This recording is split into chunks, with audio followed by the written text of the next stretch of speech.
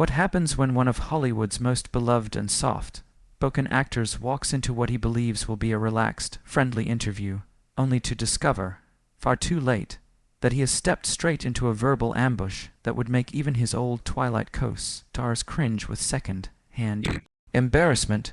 What you're about to witness is the moment Robert Pattinson's legendary composure, the calmness he has become famous for, finally and undeniably cracked on live television. And trust me, you have never, ever seen anything quite like what unfolded in that studio. Before we dive into the chaos, make sure you're subscribed and ready, because with every minute that passed and every word that escaped the mouths of the people on that stage, this story spiraled into something even wilder. The atmosphere inside the View studio that morning felt just a little off from the moment the cameras started warming up. There was a strange, electric tension in the air, a heaviness that even the most seasoned members of the production crew couldn't shake.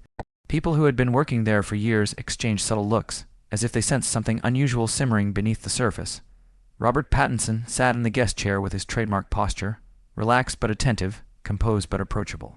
His calm demeanor never faltered as he straightened the cuff of his jacket and offered his polite, slightly shy smile to the studio audience. He had arrived fully prepared to talk about his latest film, a psychological thriller already generating serious Oscar buzz for its twisted storyline and his intense performance. What he wasn't prepared for, however, was Joy Behar's hidden agenda waiting like a trap under the stage lights. "So, Robert," Joy began, her voice dripping with that familiar tone regular viewers have learned to recognize immediately, the tone that meant trouble was brewing. The kind of trouble that didn't just stir drama. It fed on it. "I have to ask you about something that's been bothering me for weeks now." Robert's expression didn't change at first. He simply tilted his head slightly, keeping his polite smile intact, though a hint of curiosity flickered behind his eyes. "Of course," he replied smoothly. "What's on your mind?" Joy folded her hands, leaning forward with the predatory grace of someone who knew she had just cornered her target. "I've been reading about your latest film," she said, "and I have to say, I'm concerned about the message it's sending to young people, especially young women who still see you as that vampire heartthrob." That line alone was enough to send a ripple through the panel. The other co-hosts exchanged uneasy glances. This wasn't part of the pre-interview discussion. Whoopi Goldberg shifted in her seat, the discomfort written clearly across her face. She had been in television long enough to smell a brewing storm, and this storm was aimed directly at Robert. "I'm sorry," Robert replied carefully. "What message are you referring to exactly?" His accent carried a blend of confusion and a growing wariness. He could sense something was off. Joy's eyes lit up with a gleam that could only be described as triumphant, like someone about to reveal a bombshell they had been rehearsing in their head all morning. "The message," she declared loudly, "that it's okay for men to manipulate and gaslight women, which seems to be exactly what your character does throughout the entire film. And honestly, given your past with playing a controlling vampire boyfriend, I find it deeply troubling that you keep choosing the problematic roles." The entire studio fell into a suffocating silence. Only the soft mechanical hum of the cameras continued, capturing every micro-expression from every person on that stage. Robert's jaw tightened, not dramatically, just barely enough for the audience to notice. It was the first visible crack in his normally unshakable composure. Still, when he finally spoke, his voice remained steady and surprisingly gentle. "Joy," he said, "I think there might be some misunderstanding here. Have you actually seen the film? I've seen enough." She shot back instantly, waving her hand in a sharp, dismissive arc. "I've read the reviews.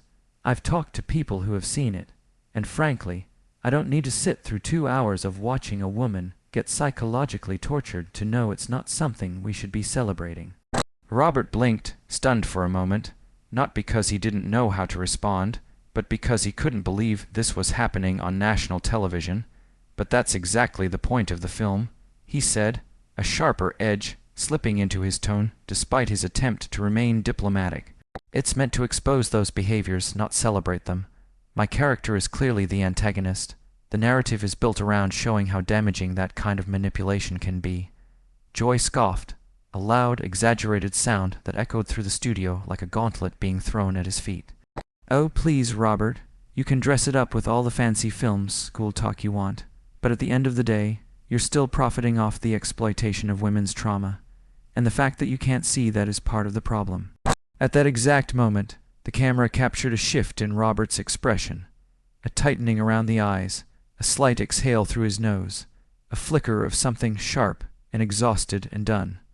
It was the moment, right there when Robert Pattinson's legendary calm finally fractured. His polite mask didn't fall away, not exactly. Robert Pattinson wasn't the type to explode or lash out in the traditional celebrity, meltdown way, but something shifted. There was a new sharpness in his posture, a new intensity burning behind his eyes, like a storm cloud forming over a calm sea.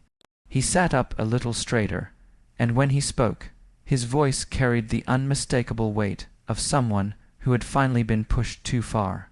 Joy. He said carefully, "I respect your right to have an opinion about films you haven't seen. Truly I do, but I find it incredibly irresponsible for someone with your platform to make such sweeping judgments based solely on second-hand information." The word irresponsible hit Joy like a slap. "Irresponsible," she repeated, her voice rising an octave. She leaned back in her chair with exaggerated theatrical indignation, one hand pressed to her chest as though she were the innocent victim of an outrageous accusation. "I'll tell you what's irresponsible, Robert." She leaned forward again, eyes narrowed. "What's irresponsible is a grown man who built his entire career playing a stalker vampire, now taking roles where he gets to psychologically torment women for entertainment. What's irresponsible is pretending that's somehow artistic when really it's just the same misogynistic garbage wrapped up in indie film pretension." The air shifted. You could feel every oxygen molecule in the studio retreating at once. The other hosts looked like they wanted to sink through the floor, disappear under the table, or perhaps teleport themselves into another dimension. Sarah Haynes parted her lips, clearly intending to interject, maybe to soften things, maybe to stop the derailment, but Robert beat her to it. His voice remained controlled, steady, calm, but underneath that calm was an unmistakable edge of steel, like a blade wrapped in velvet. "That's an interesting perspective, Joy," he said, not blinking. "Especially coming from someone who has spent decades making a living off tearing down other people on national television. If we're talking about exploitation and profiting off controversy," he paused, letting the words hang in the air, "then I think your own career might be worth examining." The studio audience gasped, an uncontrolled, collective intake of breath that echoed like a wave hitting the shore. Even the cameramen froze. Joy's mouth fell open, momentarily stunned into silence. She looked like a person who had just dropped a match and accidentally ignited the entire room. But Robert wasn't done, not even close. "You know what I find truly irresponsible," he continued, leaning slightly forward now, matching her energy but without raising his voice. "A talk show host who ambushes guests with personal attacks disguised as social commentary. You invited me here under the pretense of discussing my work, my craft, but it's clear you had no intention of an actual conversation. You wanted a moment, a headline, a clip for your highlight reel." Joy recovered quickly, too quickly. Her voice turned syrupy with condescension, the kind that dripped like poison. "Oh, so now I'm the bad guy for asking tough questions," she retorted. "This is exactly what I'm talking about, Robert. The minute someone challenges you, you twist it around, make yourself the victim. It's classic manipulation, and frankly, you're proving my point perfectly." Robert let out a short laugh, sharp, humorless, almost startling in its honesty. "My point," he echoed. "The point you keep circling seems to be that you can say absolutely anything you want about someone's work, motives, or character without doing even the most basic research. And then, when they defend themselves, even politely, you claim they're manipulative." His eyes locked on hers. "That's not journalism, Joy. That's not even critique. That's just bullying with better lighting." The room fell into a silence so heavy it almost hummed. You could practically feel the static building, the tension woven so thickly through the air that even breathing felt dangerous. Every single camera in the studio zoomed in slightly, instinctively sensing they were capturing a live television moment that people would replay for years. The other hosts sat frozen like statues, eyes wide, hands awkwardly placed in their laps, each silently praying that someone else would step in, that someone else would handle the fallout, because none of them wanted to be the one to interrupt this live, slow-motion train wreck. Joy's face had turned a shade darker, her cheeks flushed with anger and something else, humiliation. Her voice rose again, trying to seize control of the narrative before it slipped completely from her grasp. "Bullying," she sputtered. "You're calling me a bully." And in that moment, everyone watching, from the studio crew to the millions at home, knew this confrontation had crossed a line it could never walk back from. Joy leaned back in her chair with dramatic, almost theatrical indignation, as if she were playing to an invisible balcony audience only she could see. Her posture said offended, but her eyes said prepared. She had been waiting for this moment, ready to pounce the second Robert gave her an opening. "I'll tell you what's irresponsible, Robert," she declared, jabbing a finger toward him with the confidence of someone who believed they were delivering a moral lesson on national television. "What's irresponsible is a grown man who built his career playing a stalker vampire, now taking roles where he gets to psychologically torment women for entertainment. What's irresponsible is pretending that's somehow artistic when, really, it's just the same misogynistic garbage wrapped up in indie film pretension." The words hit the room like a clap of thunder. The other hosts exchanged glances that could only be described as internal screaming. Their faces registered a mix of disbelief, dread, and pure second-hand embarrassment. Sarah Haynes, visibly uncomfortable, opened her mouth to intervene, perhaps to soften Joy's blow, perhaps to steer the conversation back towards safer waters, but she didn't make it in time, because Robert was already responding. His voice remained controlled, even steady, but the steel beneath it was unmistakable. It was the calmness of someone who knew how to hold his ground. "That's an interesting perspective, Joy," he said, each word deliberate. "Especially coming from someone who has spent decades making a living off tearing down other people on national television." A few audience members reacted prematurely, tiny gasps and a muted "oh" slipping out before they could stop themselves. Robert continued without hesitation. "If we're talking about exploitation and profiting off controversy," he said, "then I think your own career might be worth examining." This time, the gasp wasn't scattered. It was unified. The entire studio inhaled sharply, the sound echoing like a single wave crashing against rock. Even the camera operators froze, unsure whether to zoom in on Joy's stunned expression or Robert's unshakable calm. Joy's mouth fell open, stuck halfway between outrage and disbelief. She looked like someone who had prepared a speech but suddenly forgotten every line. But the silence didn't last long. Robert wasn't finished. "You know what I find truly irresponsible?" he continued, leaning the faintest inch forward, enough to command the room without raising his voice. "A talk show host who ambushes guests with personal attacks disguised as social commentary. You invited me here under the pretense of discussing my work, but it's clear you had no intention of having an actual conversation. You wanted to grandstand. You wanted a moment for your highlight reel." The accusation hung in the air like a smoke cloud. Even Whoopi shifted in her chair, watching closely but staying silent. This wasn't a moment she, or anyone, wanted to interrupt. Joy, however, recovered with the reflexes of someone who had lived her entire career in the realm of televised confrontation. She straightened up, her chin tilting upward with condescension so thick it was practically dripping off her words. "Oh, so now I'm the bad guy for asking tough questions," she scoffed. "This is exactly what I'm talking about, Robert. The minute someone challenges you, the second someone holds you accountable, you twist it around and make yourself the victim. It's classic manipulation, and frankly, you're proving my point perfectly." Robert gave a short, sharp laugh, but there was no humor in it, none. It sounded more like disbelief wrapped in exhaustion. "Your point," he echoed. "Your point seems to be that you can say whatever you want about someone's work and character without doing even the most basic research. And then, when they defend themselves, even respectfully, you claim they're being manipulative." He let that sit for a moment. "That's not journalism, Joy," he said quietly, but with a force that carried across every inch of the studio. "That's not commentary. That's not accountability. That's just bullying with better lighting."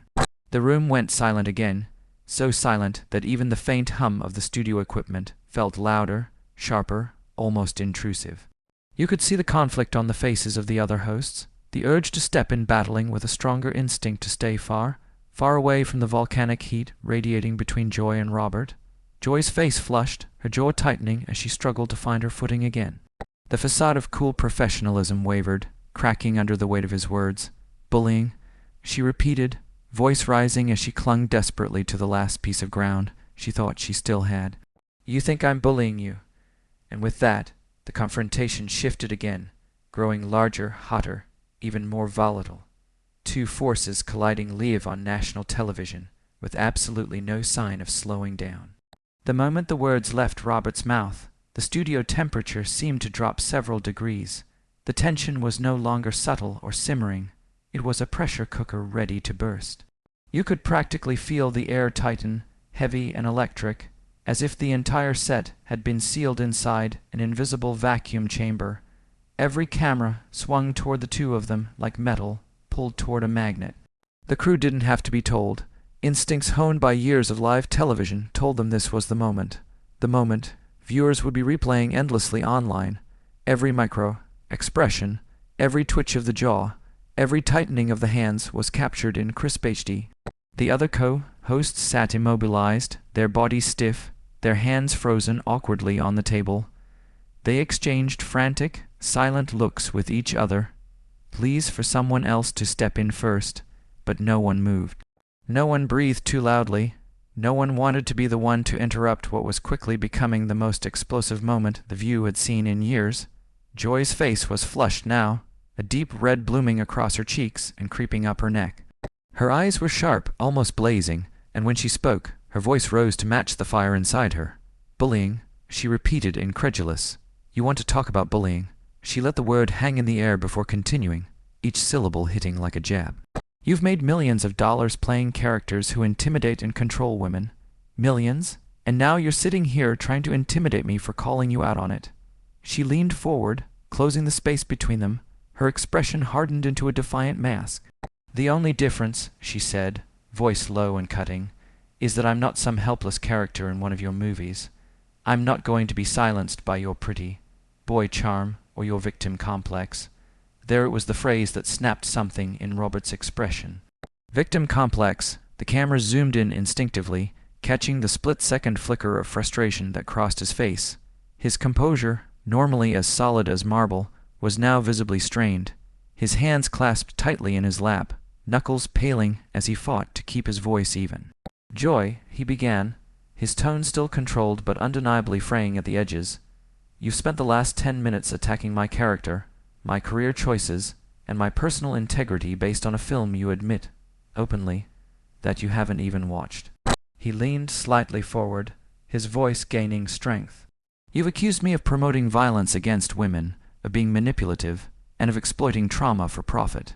And when I try to correct your mischaracterizations, when I try to explain the context of the work, you accuse me of playing the victim. He paused, his gaze locked on hers. Do you see the irony here? There was a heartbeat of silence before Joy exploded back. The only thing I see, she snapped, is a privileged actor who's upset that someone finally had the courage to call him out on his garbage.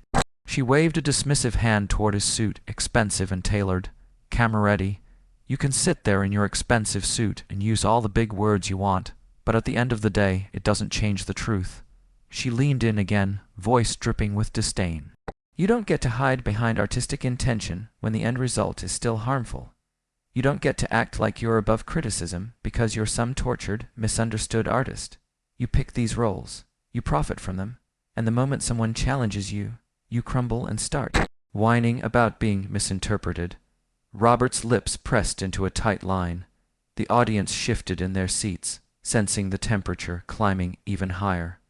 Even Whoopi looked torn between stepping in and letting the confrontation play itself out. Joy continued, relentless. You can dress it up however you want, Robert, but you keep playing toxic men and then pretending that makes you some kind of progressive intellectual. News flash, she tapped the table for emphasis. It doesn't. Robert exhaled sharply through his nose, the closest he had come to visibly losing his temper. You're twisting everything I've said. He responded, voice low but razor-sharp. I'm not asking to be shielded from criticism. I'm asking to be criticized accurately, based on truth, based on context, not on assumptions you made after reading a couple of online summaries. Joy rolled her eyes dramatically. Oh, please, let me finish. Robert cut in, more forcefully this time. The audience reacted again, surprised by the sudden firmness in his voice. He continued, "You're not critiquing my work, Joy. You're attacking my character, and you've done it without facts, without first-hand knowledge, and without any intention of actually listening." Joy crossed her arms, unmoved. "What I'm doing," she said, "is refusing to let people like you hide behind art when the art reinforces harmful behavior. And the fact that you're this defensive says everything." And once again, the studio erupted into a thick, suffocating silence. Every eye was on Robert, waiting to see what he would say next, whether he would snap, whether he would walk off, or whether he would deliver the line that would go viral before the show even ended filming. Joy's final jab, sharp, dismissive, and dripping with disdain, hung in the air like smoke after an explosion. The studio lights felt hotter now, not because the temperature had changed, but because every person present could feel that something had crossed an invisible line. Robert's entire posture stiffened, not dramatically, not theatrically, but in the subtle, involuntary way a person reacts when a comment goes beyond irritation and strikes someplace painfully personal. The cameras zoomed in automatically, tightening the frame around his face as if the equipment itself sensed the simmering eruption beneath the surface. His hands, which moments earlier rested loosely on the arms of his chair, curled inward until the knuckles whitened. His jaw tensed, unclenching only because he forced it to. When he finally lifted his gaze to meet Joy's, there was no anger in his eyes, only a deep, restrained disbelief that bordered on disappointment. "Above criticism," he repeated, each syllable shaped with slow, deliberate emphasis, as though he were giving her a final opportunity to reconsider the accusation before he dismantled it piece by piece. His voice wasn't loud, but it carried a sharpness that cut through the tension like a blade. "Joy, I've been sitting here for 15 minutes while you've criticized my career choices, my supposed intentions, my personal values, and even my integrity as a human being. And I've taken every single one of your accusations seriously. I've responded with facts, with explanations, with patience."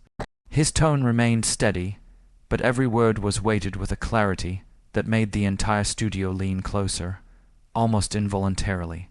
"I've tried, really tried, to engage with your points in good faith, but from the moment this conversation started, it became clear that you didn't come here for a discussion.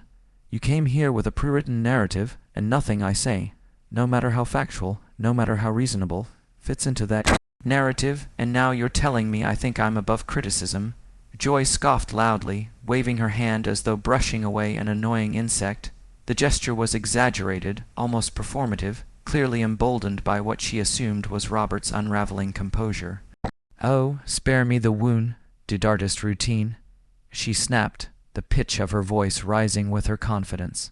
"You're acting like I'm launching some personal attack, when all I'm doing is pointing out that your career choices actually matter.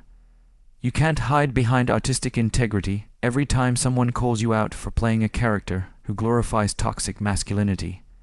Actions have consequences, Robert. Even fictional ones."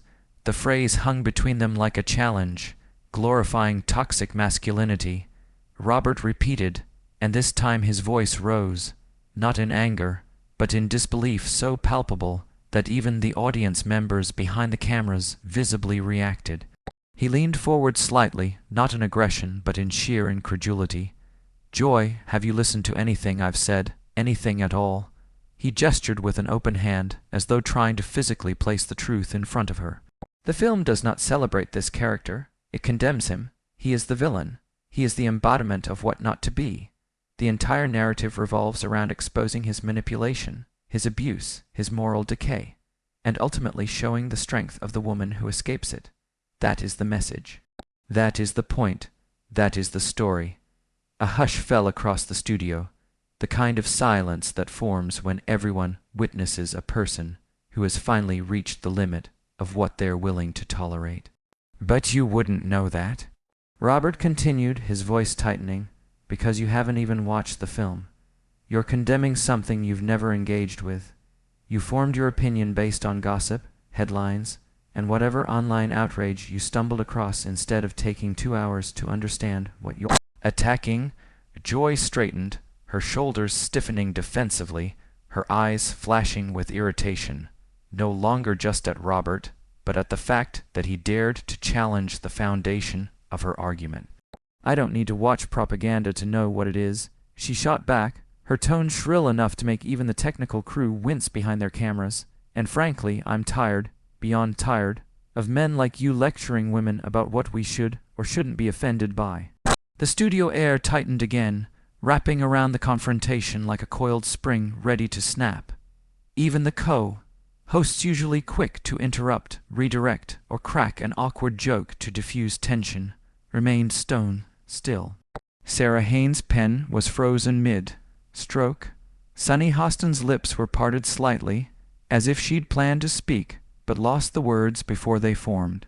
Whoopi Goldberg's expression remained unreadable, but her posture had shifted ever so slightly forward, a sign that she was prepared to step in if the situation escalated even one notch further. Robert inhaled, a slow, steady breath meant to calm nerves that were clearly beginning to fray. When he exhaled, he didn't raise his voice. He didn't lash out. But there was a new tone lingering beneath his words, a tone that cut sharper than shouting ever could. "Joy," he said, his voice firm but controlled. "This conversation stopped being about the film a long time ago.